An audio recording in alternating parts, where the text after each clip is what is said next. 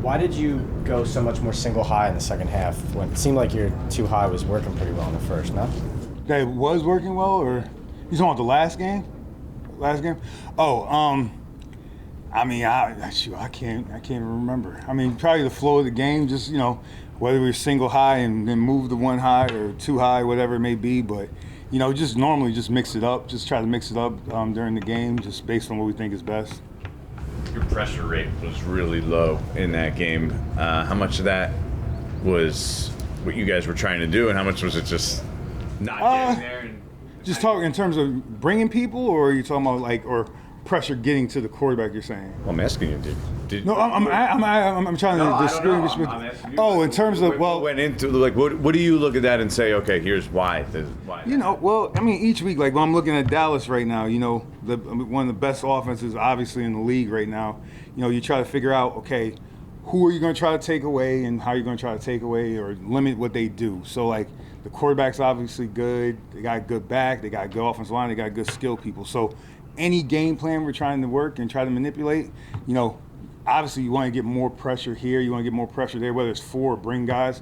But, what we try to do is mix it up. Mix it up. Sometimes it looks like we're not bringing 5, or maybe we're bringing 4, we're bringing 6. But, usually if you look at it, from week to week, we've mixed it up in terms of just bringing we just decide what's best for that game, try and figure out who to bring and stuff like that. Same thing we'll try to do this week against Dallas. But I know this, you got to affect the quarterback somehow. You got to affect the offensive line somehow, and that's the goal. Did you think you affected the quarterback enough in New Orleans? I mean, we're going to keep talking about New Orleans, which is cool, but I'm going to tell you, which is cool. It's cool, but I'm really focused on Dallas. And I mean, it's New York Giants Dallas week, and I know, unfortunately for you guys, it's Thursday right now, but I'm getting text messages from all the guys I know that played here. This is New York Giants Dallas week, and I can't be any more focused on them. I'm just apologizing for that. I'm worried about this offensive line. You look up here at this depth chart: Cooper, Smith, Williams, Martin, Steele, Schultz, Lamb, Wilson, Prescott, Elliott. Now that's just the starters. Pollard. You look at all these guys up here. I mean, it's a lot to think about right now. And most of my focus is on Dallas. So how important is it going to be to get more pressure this week against someone like that?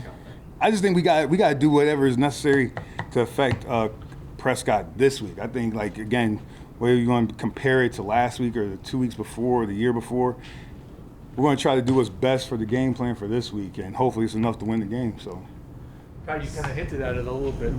Around here there's 15, or now there's 15 regular season games and 2 Cowboys games. Yeah. How big is this one, and can you sense that in the building and outside the building? I can just speak for myself. I'll never forget my first regular season game as a Giants coach. And it was against the Cowboys. It was a 4:00 game. And I remember JPP standing next to me during the national anthem, and he said, this ain't the Jets. Or he said something to me, right? He said, because I was with New England for my whole time, and I said, yeah, it's a little different, man. It was a little different. So I always remember that moment and how cool he looked. He looked at me, and he was so cool about it. After the national anthem, he said, a little different. That's what he said. He said, a little different, isn't it? I said, a little different. And then we won the game at the end of the game, and he had a great game. I just remember that, and I looked at him, and I said, you a little different, man. He said, I told you, this is Cowboys Giants week. So, I remember that. That stands out to me, and that was a good memory. That first one. So, I'm looking forward to it. I know it's important to the people around here. I know it's important to the fans around here. So, it's important for us to prepare and get ready for the game, and I'm looking forward to the challenge. Those texts that you said you're getting from everybody about are they just reminding you how big it is, or are they telling you, you better win? Luckily for me, I have friends and mentors that are very honest with me. So I get their good luck. Sometimes I get some criticism. Sometimes I get some advice. So, the people involved with football, yeah, I got a lot of people that are real honest with me, and I appreciate that about them. So. Yeah, you've always said to start on defense, you got to stop the run. Mm-hmm. I don't want to go back to last week, but can you afford to give up 160 some odd yards or whatever? I'm an old D-line coach. That's never what we're looking to do. I promise you that. So obviously, we got a lot of stuff to work on.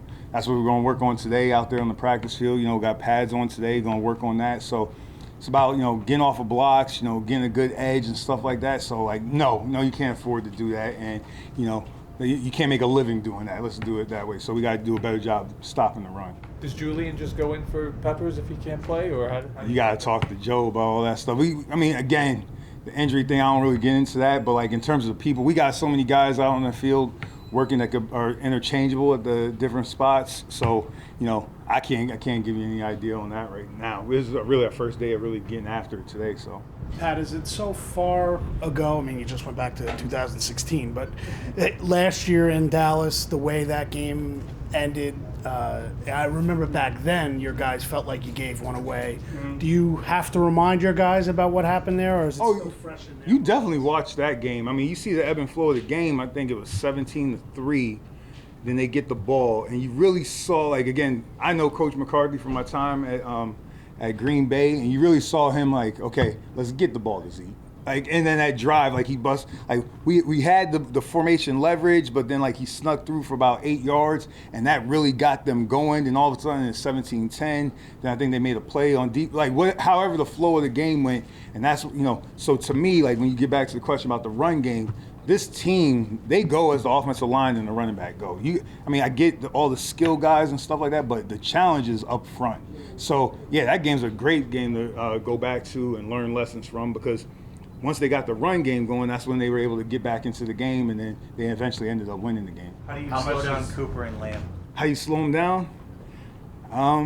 Mix of coverages, mix of affecting the quarterback. But, the thing about them, they're moving those guys around. Whether they're in the slot, they're out at number one. I think one thing that could help us is take care of the deep part of the field, maybe get some hits on them when they're down at the line of scrimmage, but keep changing it up on them. They're pretty dynamic. They're pretty dynamic players. So, we got a challenge ahead of us. How about Zeke? How much does he look like the running back he was 3 or 4 years ago now? That guy, I've never questioned whether I get what everybody. He's a good player. He's a good player. He sees it all. The way he presses the line of scrimmage and makes his cuts, you have to be decisive. He's truly 1 of 32 when you talk about that. This guy knows how to carry the ball. He knows how to manipulate his blockers or use his blockers the right way. He could see, you got eyes, again, he could see the backside. He's running front side. He could see the backside if you overlap too much and he's cutting back there. I think he's pretty dynamic, but the thing I'm noticing about him is how hard he's running. And he's doing a good job of getting extra yards like he always has, but he's a good player. What makes Kellen Moore tough to go against? Smart. I don't know him personally, but I know Coach McCarthy, and Coach McCarthy spoke highly of him. Smart. As a play caller, you can see he understands defenses. That's what so he's trying to attack your weaknesses. So, he's playing I don't know exactly what he's doing, but playing the percentages of what you're going to be in, try to attack the weaknesses. He has his coverage beaters. He has his stuff intended to, try to manipulate the edge. I think he does a good job with that stuff. And then he does a good job of changing it up throughout the field zones, whether it's backed up, middle of the field, fringe. I think he does a good job of doing that. And then most importantly, like how most offensive coordinators are judged, he gets the ball out quickly to the guys who make plays. So, whether you look at the percentage of the quick passing game or how they're getting the ball to Zeke, the guys who are productive with the ball, that's who he's getting the ball to, whether it's based on down and distance, based on where they're at on the field. That's how I measure if a coordinator knows what he's doing in terms of that, how they get the ball to those guys. Do you put any extra emphasis on tackling after a game like Sunday?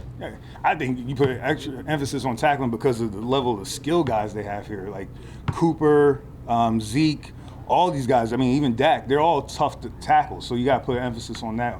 No question. We got time for one more? Coach, what do you see? I know you're not preparing against him, but what do you see from Micah Parsons? What kind of a player is he? I haven't really watched him. I saw him in college. You're talking about the linebacker, correct? I know he's fast, big, fast. He's bigger than you think. He's fast. I heard that he's playing different spots, playing on the edge, playing stack, different things. Can cover, can rush. So I'm always happy to see guys have success. Met him one time at the combine, or not at the combine, at Penn State. Good kid. Just happy that he's having success. So.